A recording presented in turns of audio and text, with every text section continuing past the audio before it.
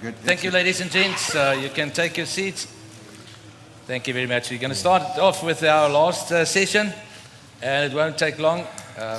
We are going to ask you the questions from now on. So, I know that in the previous discussion, Dr. Manda and Jonathan also urged us, they invited us actually to really engage with government and the department. It's a huge relief. I think just of decades ago when organized agriculture was involved in boycotting some of the legislation, and a lot of things happened in those years. And I was involved in the early 90s when a lot of these boycotts occurred. You remember the so-called Beleg van Pretoria. But anyway, I'm so glad I don't boycott anything. I did the other day recently, started boycotting Dis-Chem. I went over to Tops. It's more expensive, but you feel better. You feel much better. So it just helps. Yes, the theme is 2050 is now, and obviously after we've heard through all the panel discussions of challenges, and let's strive in this session to find ideas and to find solutions. Our panel consists of Willie Jacobs, CEO of Potato South Africa. You can just wave, they don't know you. Thank you, Willie. And then Bernhardt Toit, potato producer from Langrivier, Boerdery. Baie welkom hierso. Lindie Stroebel, Agbiz Industry. Great to see you again, and welcome. And also to Rico, Basson, wine industry. So just make sure. And Sean Wells, Group CEO of Coal Limited, also Chairman of Agbiz. Welcome to you as well, Sean. Sponsored by Adama this session. But just before we commence, a short video of inspiration.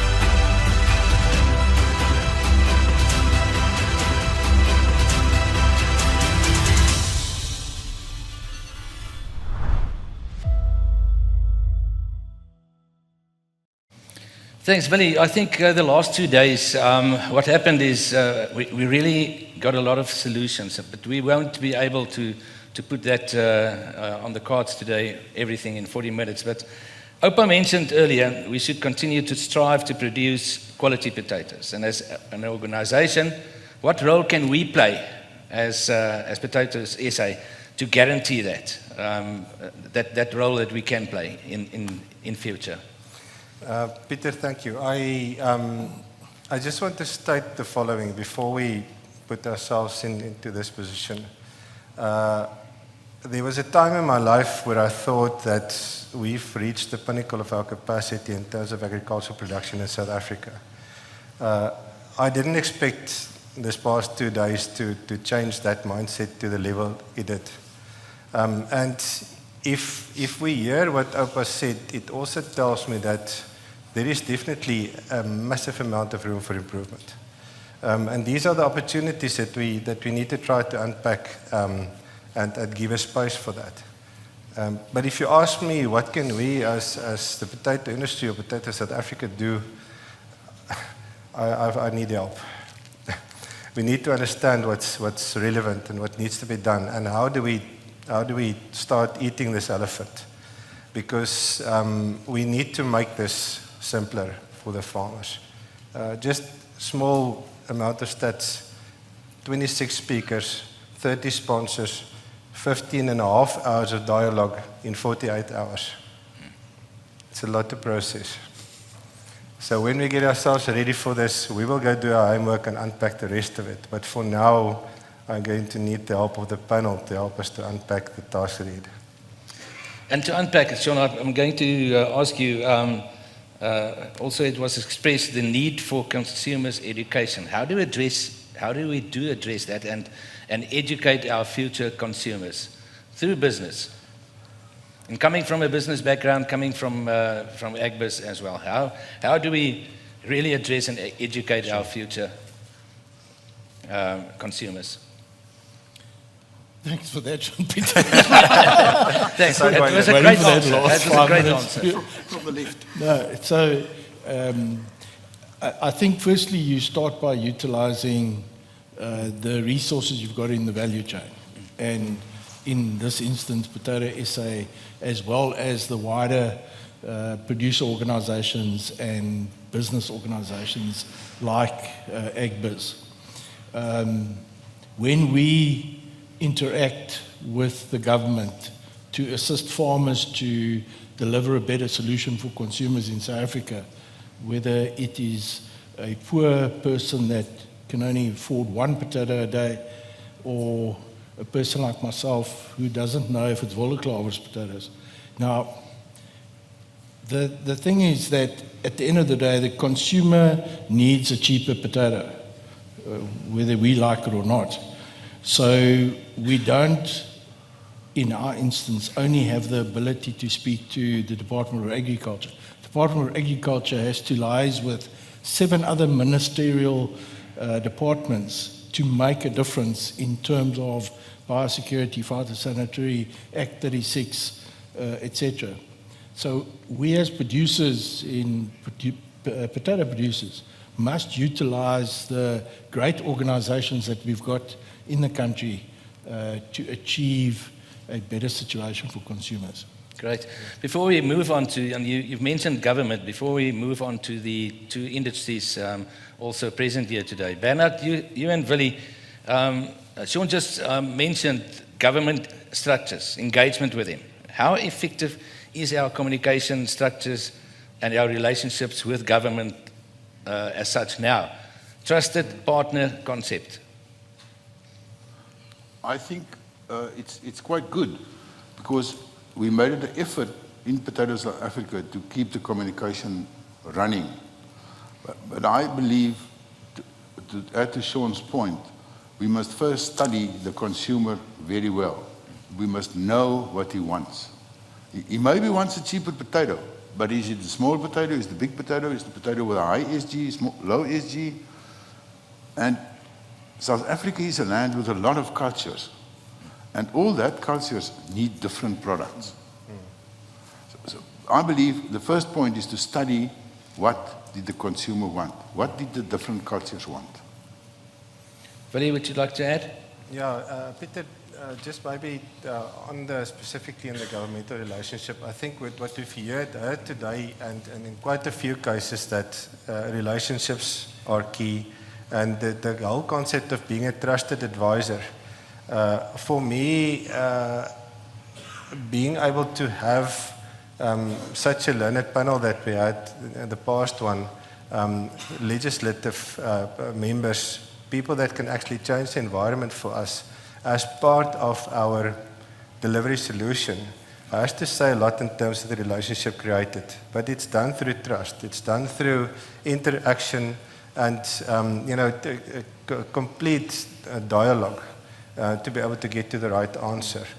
And from our side, I think of Potatoes South Africa, the fact that we have also embraced transformation to such an extent where we can actually make a difference. New era farmers coming to the table, showing the capacity, creating commercial farmers from that stage is part of the trust relationship that we are creating with government to be able to get that bi-directional conversation as well.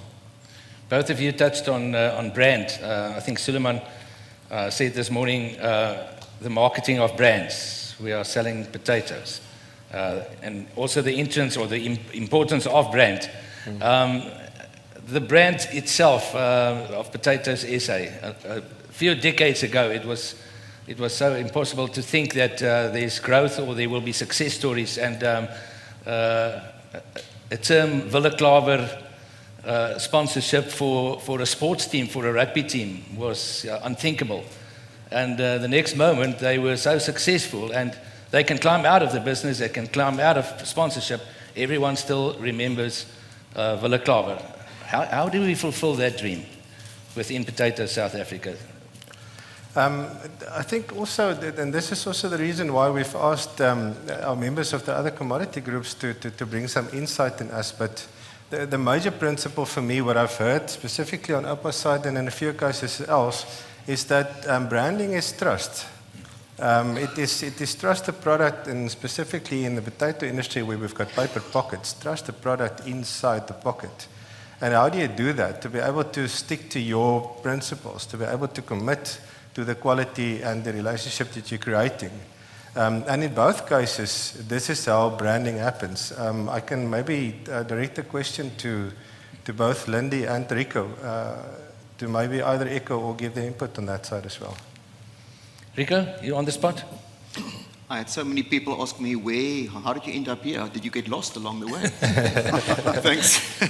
Thanks for the invite. As a banker, I did fund potatoes. I still think, and I'm only talking for my industry, we look at the market and we look at the consumer, and there's a harsh reality. The money that we need only comes from one place, and that is the consumer. But unless, Willie, we do proper consumer research and we ask the consumer, and I'm saying that because we, as farmers, we do come from a production mentality. I work in the wine industry. It's 30 years beyond the KWV single channel system. I still have people ask me, where's Big Brother? It is fascinating, however, and Peter, to your earlier point, in the wine industry, you've got more than 9,000 labels, domestically, 9,000 options. 500 of them controls 80% of the market. And then you've got models that is successful, and our challenge with wine in the domestic market, and we sell half of that here, lots in the Free State, is we've got a very skewed pyramid. We've got a very fat bottom, and I think potatoes is very much the same. And unlike your popular belief, we only sell 5% of the wine north of 100 Rand. What is missing is the middle.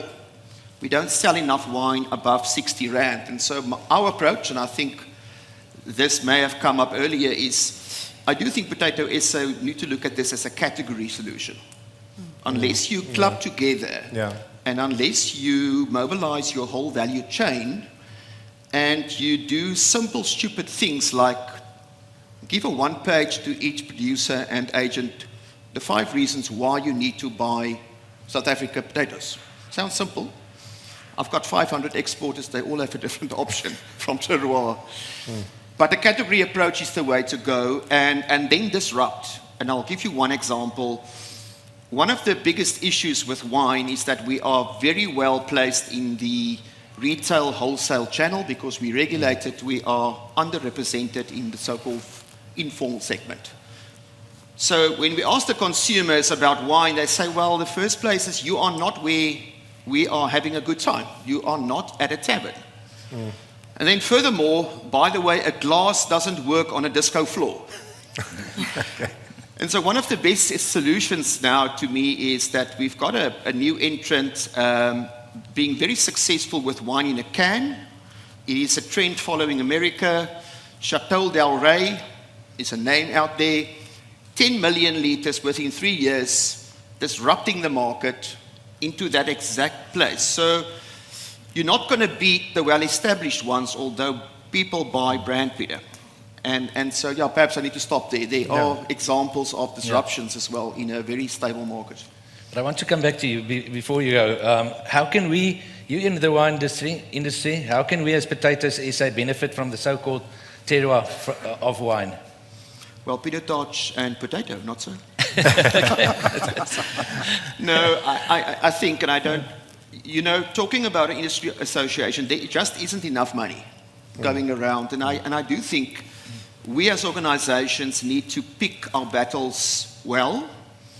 And I do think we could do a lot more collaboration on things like climate change, for example, on things like the ESG framework, which is going to be a swear word, believe you me, with audits coming. And I do think, that's why I'm glad I'm here, you and I had the discussion, that we collaborate. It's not always about money. It is about building that cross-cutting solutions. Lindie, the next 40 minutes belongs to you.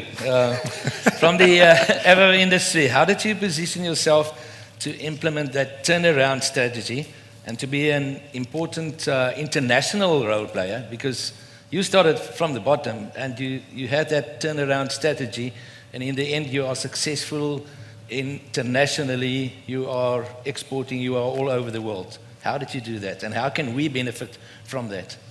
I think the lessons is more category-wise for avocados generally. If you take a mere 10 to 15 years ago, the amount of consumption then compared to now, you won't believe the growth.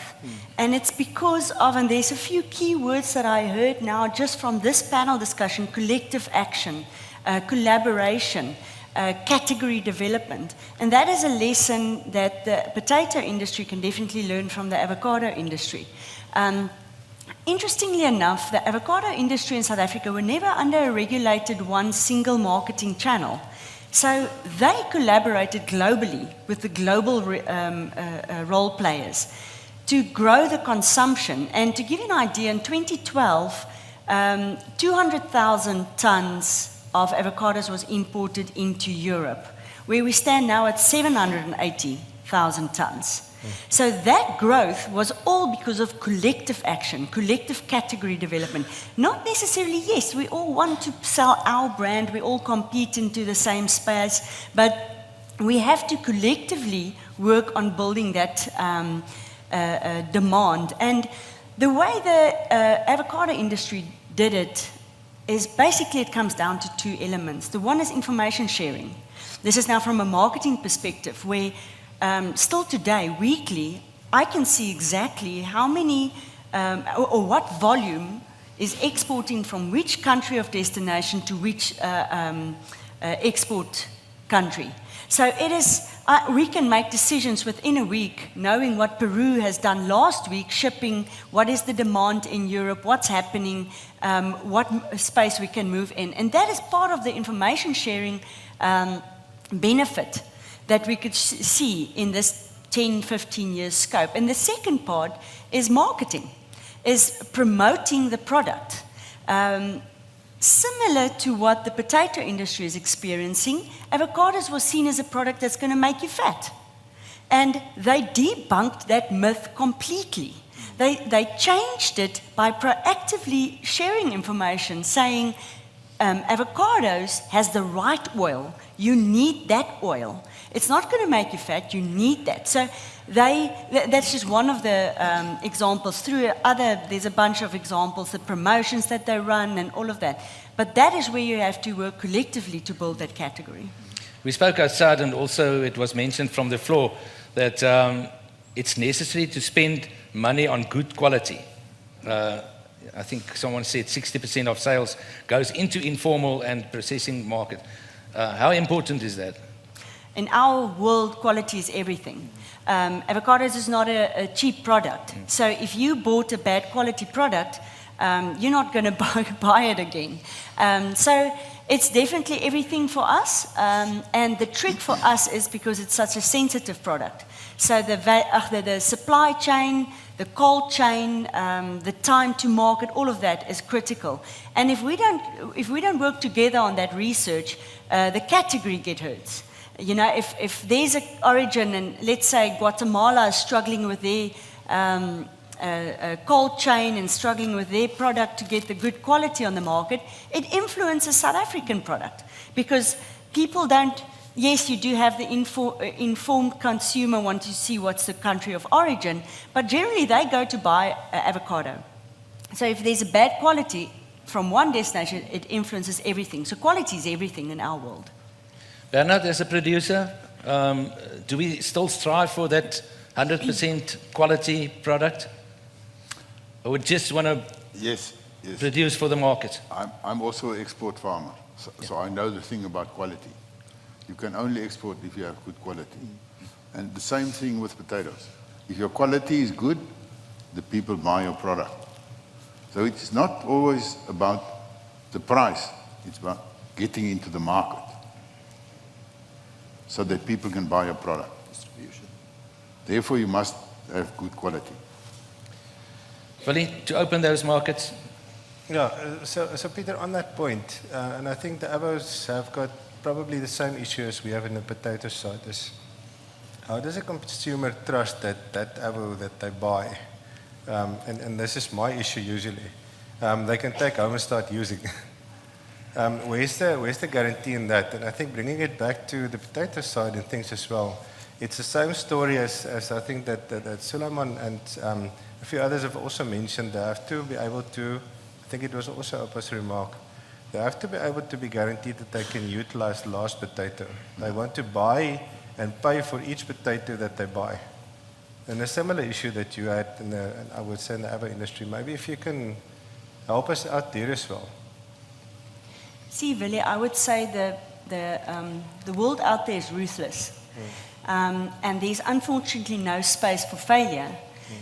You can put all the regulations down, standards regulations, you can put all the compliance and everything that you need to try to guarantee the quality and the expectations that the consumer will have. If you, in the end of the day, fail to do that, they're simply not going to buy your product next time.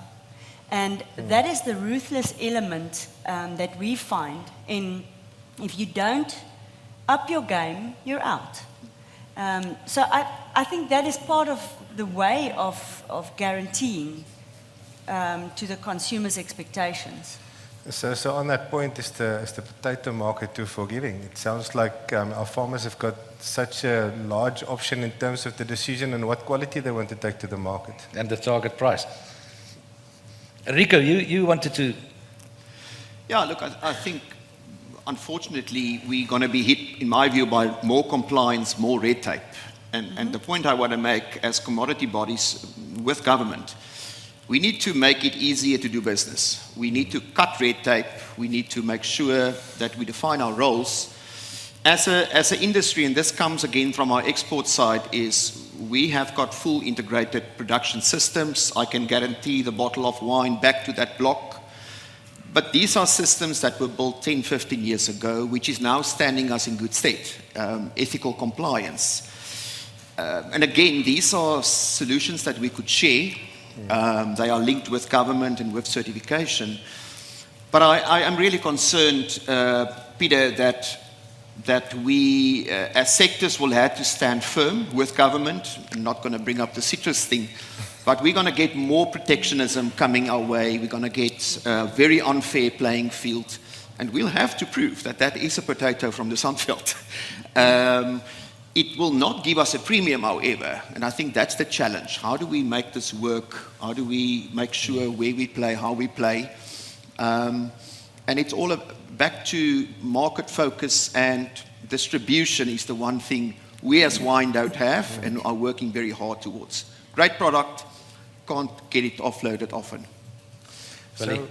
So Peter, on that point, hearing about the whole process of certification, being able to actually guarantee your product to the end line. Sean, in your case, how good is the information that you have working with the farming process in terms of your own positioning as a business? Take it to your corporate business. And what do you see the challenges on that? Yes, Willie, everything I've heard and been told about the conference so far is that there's extremely high level of data running around, information you need to know, information you need to make at your farm level. And let's be honest, we can't farm on Excel anymore. So we really need to consider a dedicated strategy in Potato South Africa to draw a lot of information together, because information is one thing, but making it clever and intelligent is another thing. And it takes you a long time to get there. It took them 15 years to put systems in place which are foolproof now and are available at the touch of a button. So we need to, in the potato value chain, find a way to use the resources available and make the information we've got clever. We need to tie in with logistics, ports, markets, etc. And we need to understand where what is being sold at all the time. Now, in our business, if we could plan our packaging just 20% better, I would save 36 million rand a year just on fruit and vegetable packaging. And I could pass that through to the consumer, which is the farmer, and because I'm making sufficient margin out of the business, but it's inefficient because we're not utilizing information and making it clever. Already, in Afrikaans is KI, artificial insemination. Okay, I already got you. KI. So it's about making information intelligent. And if we can do that in the potato SA value chain as well as what we've done in other channels, it will take the industry a leap forward. It will accelerate the industry because your younger farmer wants to farm with a smartphone. He's more clued up than what we were 20 years ago, and he absorbs data. So you've got to find a way to make it clever for him. That would be my take on it. Okay, so my question back again to you, what level of information do you have of your farmers, and what would you want to have to be able to service them better? Well, apart from the bra size, I'd like to know everything. I mean, if I could sit with a large commercial farmer and actually plan 3 months ahead that he needs to double his limit in April next year, I can make arrangements to do that. If I knew that he needed a tractor in month 7, I can get the quote to him in month 5. If I knew that he's had black frost in Limpopo and he's changing his packaging plan to more local informal market, then I can adjust my packaging requirements. We need to be interconnected. It is the only way forward for us to be, I say in die ou dae die koöperasie die boer beskerm en jy was 'n lid en hulle het vir jou alles gedoen. In die toekoms gaan dit nie die koöperasie wees, dit gaan data wees. Sean, talking of that, and I'm going to put you on the spot, Agbiz as an organization. You said make use of resources available. Will Agbiz be available to support us in making that available? Through the network?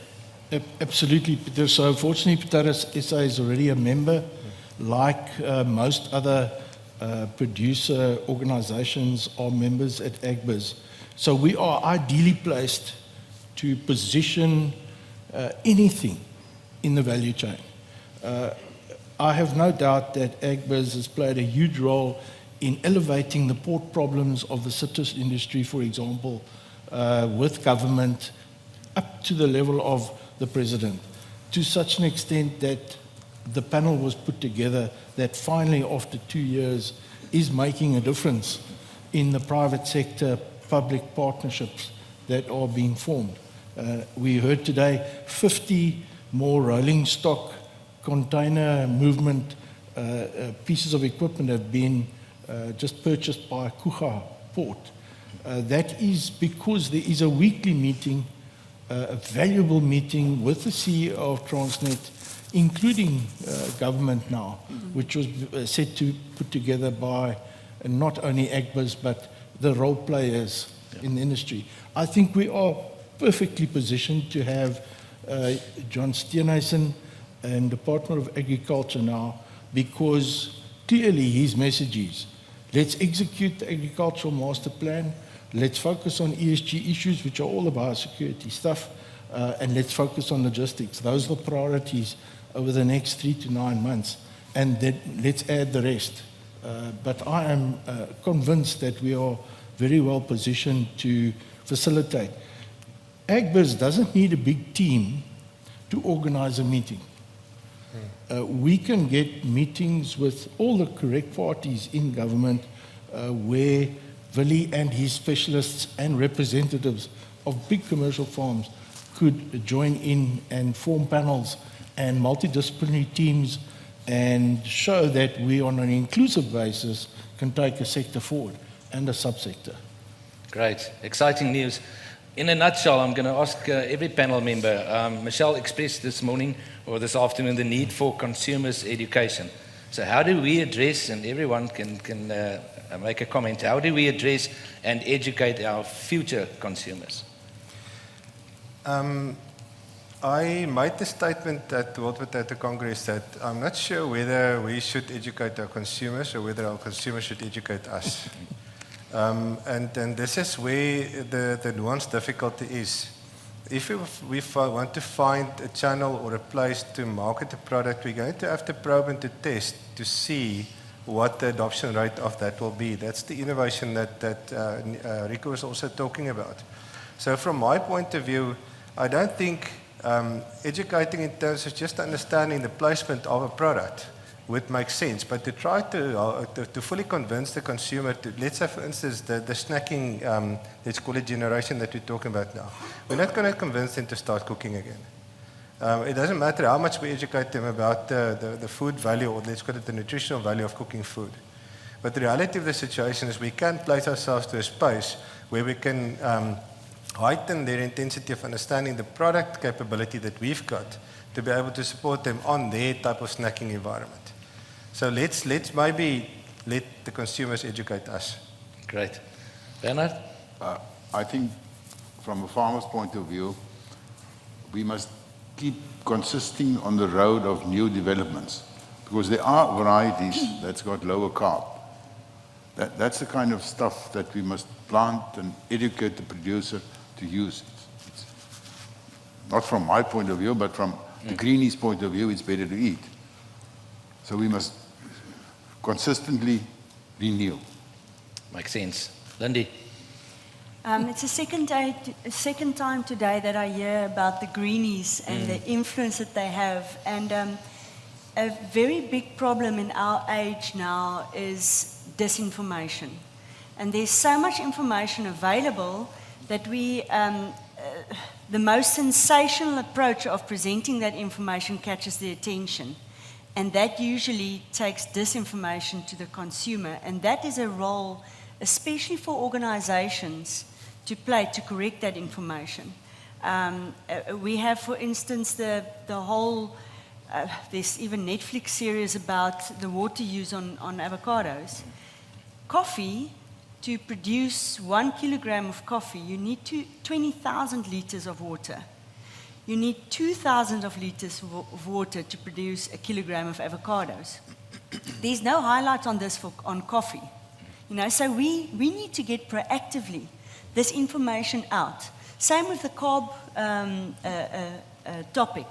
What is the good information to get it out there? And I think we also shouldn't give consumers too much credit. They sometimes don't know what they want. They need to be guided as well. The Henry Ford story. With that water usage, please don't interfere with the wine industry. I urge you. I chose coffee. No. Rico? Look, I don't think there's a single answer.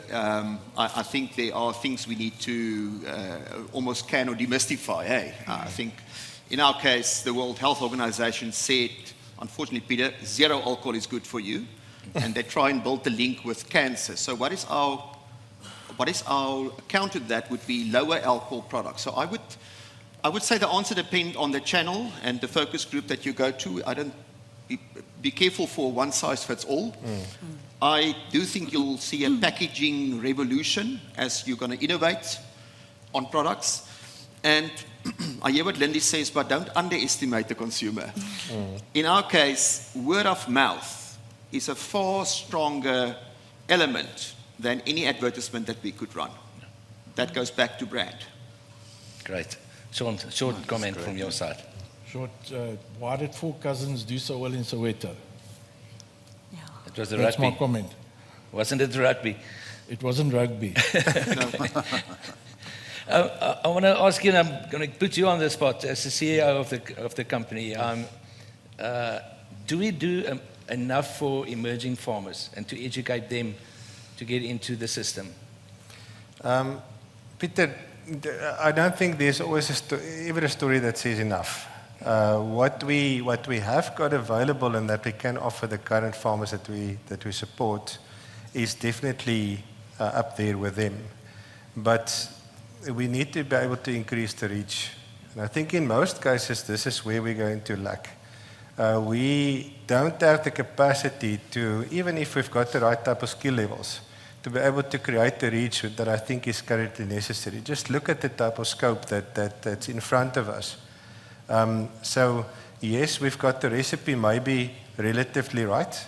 We can do a lot of tweaks on that, but we need to be able to amplify that. And Bernhardt, are there enough mentors giving those mentorships to emerging farmers like the Bernhardts of the farming community? Yes, I think so, but it's not very easy, you know. You've also heard yesterday that they said there's no alternative to hard work. That people must at least work for 2 or 3 years on a farm. Otherwise, they will never be successful farmers. Yeah. They have to do the hard yards first. And that's the issue in South Africa. People want to be rich from day one. That doesn't work. Lindie, mentorship programs in your industry? Yes, there's a lot of initiatives done by the South African Avocado Growers Association, and then also by the respective companies, getting involved, programs on the farm, mentorships with smaller growers. So yes, definitely a major focus for that organization and for the industry. The wine industry? Absolutely, but we've moved away from hectares and volumes and big scoreboards to let's at least walk the line with 10 entrepreneurs that can make it. Let's mobilize the system, and then on the people side, because whilst we love wine, Peter, the people that needs to make this work is there. We've professionalized the system that everybody can get a career. A farm worker can build a CV now, and that's a great system which I think agriculture should use. Comments from your side, Sean? A quick one. Peter, two sides. So as a CEO of the Cal Group, I mean, we train 25 new generation farmers a year. We've done over 500. We have trained 4,000 through our academy. My point, though, is that we do this, Rico does that, Potato SA with limited resources must try and do, everyone needs to try and do, and at the end of the day, you fall into the trap of it being a points. Score the points, do the program to score the points, get an accreditation, put it on your certificate, and you've now got a BEE certificate. We've got to be careful about that, because are we really adding value to that new generation farmer, or are we selecting failures in the process? And we've got to find a way to convince the government that we could do better by collaborating a lot of these programs through reform agencies that are run well and are not utilized as the gravy train. We're almost running out of time. I'm going to allow a few questions from the audience. You're more than welcome. Just raise your hand, and then we can ask our panel a few last questions before we conclude. Any questions from the panel? Any questions from the audience, rather? Peter, sorry, while we're getting the questions, Mariska, can you put that slide on the screen for us?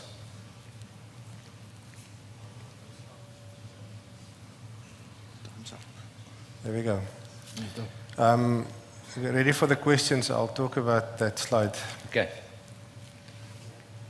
Any questions? You've done your job well.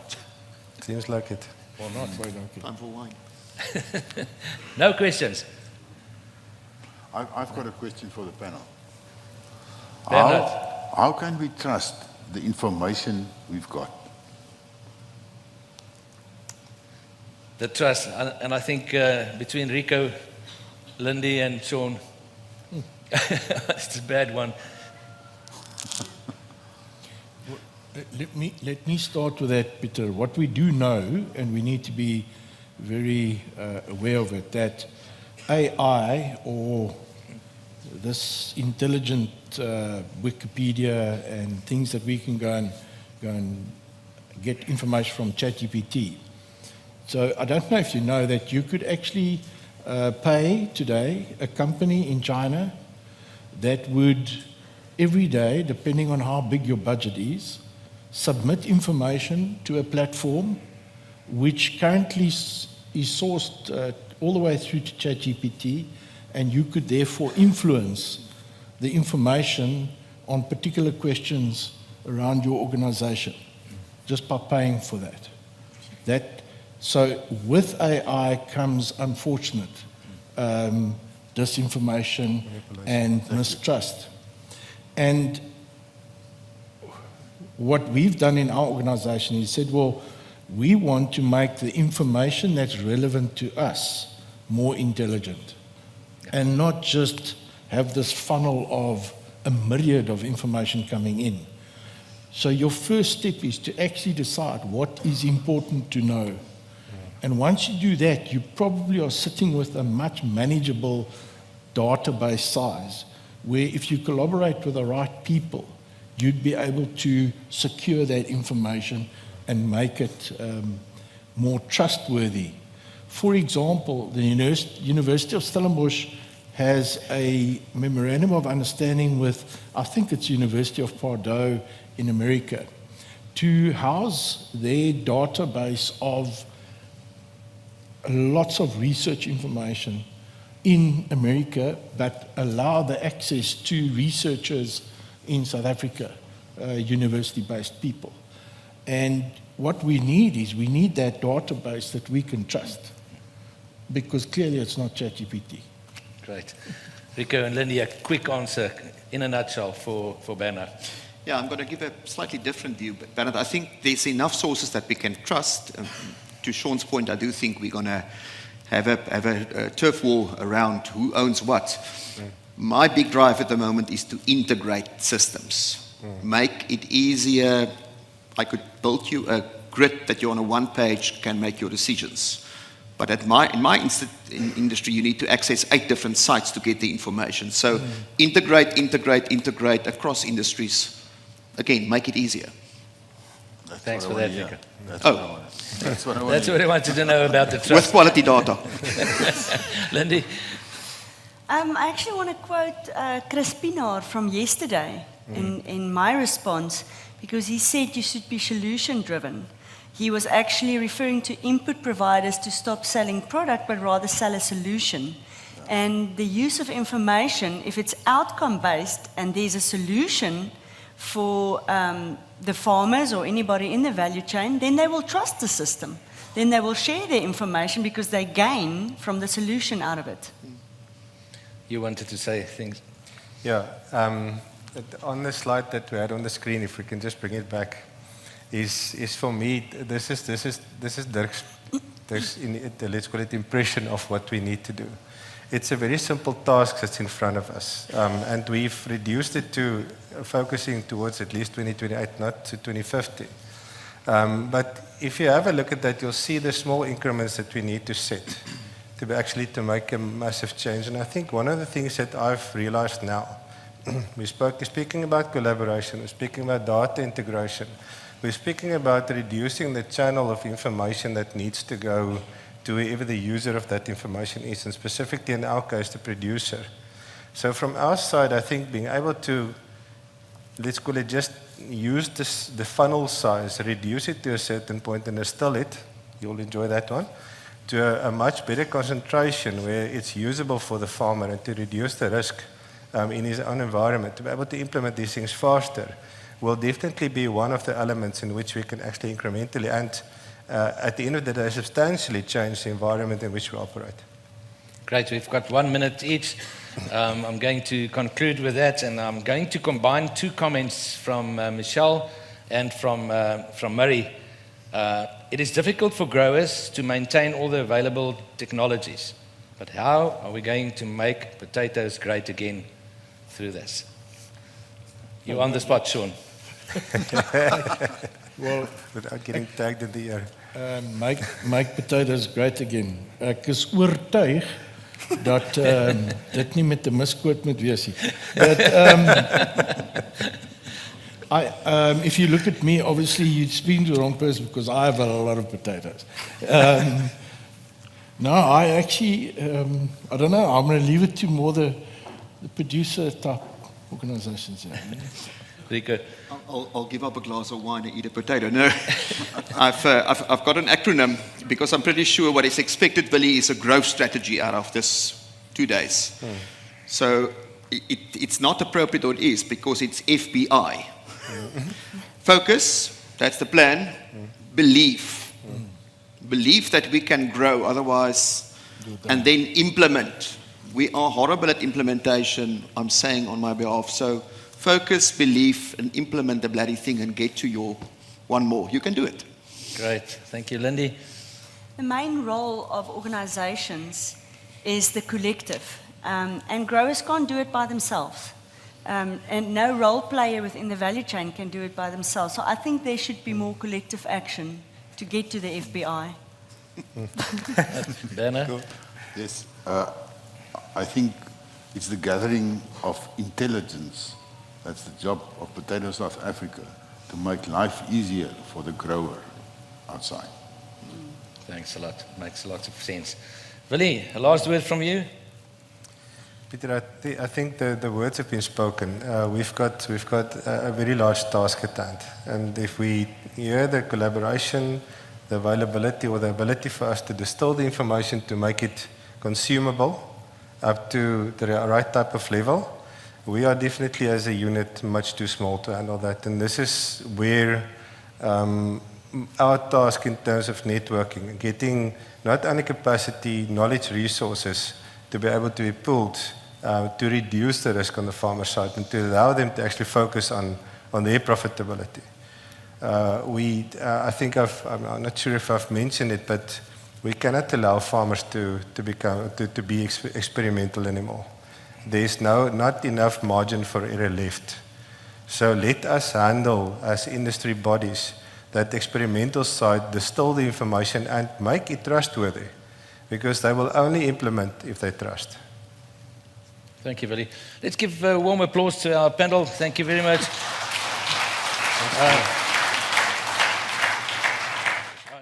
Good day, everyone.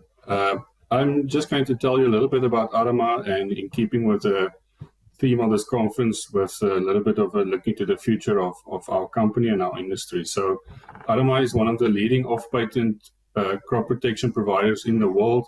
We have a very wide portfolio of over 270 active ingredients, and we are fully backwards integrated with a very big supply network across the world. So our agrochemical industry is changing. There's regulatory and consumer pressure. There's fewer new actives that's coming into the market, and there's also resistance developing quite rapidly to the actives that are available to growers. If you look at the market in a little bit more detail, in 20 years ago, in 2004, about 50% of the market was off-patent products and 50% of the market was proprietary products. But if you look at today, about 80% of the market is off-patent products and 20% of the market is proprietary products, with a number of new actives ingredients that is introduced declining at quite a steady pace every decade since 2000s. So this obviously is going to change the future of the industry a little bit, and innovation will have to come from somewhere else to offset that. So one of the main areas that we see innovation coming is in formulation technology. It's something that Arama has been involved with for a long while, but as the number of new AIs is diminishing, this is becoming more and more important. And we sometimes forget to think about it, but there are many, many different areas in a spray application where the formulation plays a very big role, and not only the active ingredient. That will be from application, absorption, whether it's by the foliar parts or by the roots, the biological effect on the insect or the target itself, translocation within the plant, and also the transfer process in the soil. So all of these are areas where formulation can make a big difference. We've seen, for instance, with one of our products where it is exact same formulation, let's say 200 SC, but the the other ingredients in the formulation are different, where we tested 16 prototypes and we saw a vast difference in efficacy between 95% on the target and 40% on the target for the formulation that performed the worst. So what is Adama doing in the formulation technology space? Like I said, we have been focusing on this for a very long time, and we have quite a good array of technologies available. From penetration technology, we're very specialized surfactants. We have put a lot of focus into producing high-load formulations. We call this our Sesgama technology because this allows for less need in packaging and so forth. And we've managed to put some actives in a high load that is very, very difficult. Then we have rain fastness technology, and we also have application technology where the application of the product is improved. And some of these technologies will be available in South Africa very, very soon. Thank you for your time and enjoy the session.